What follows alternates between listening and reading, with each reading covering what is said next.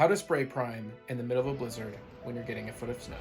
Now you could do it in your bathroom by opening your window, turning on your fan, adding a window fan, closing the door, wearing a mask, and safely spraying in here, or put on a jacket, boots and socks. Take your project to the garage.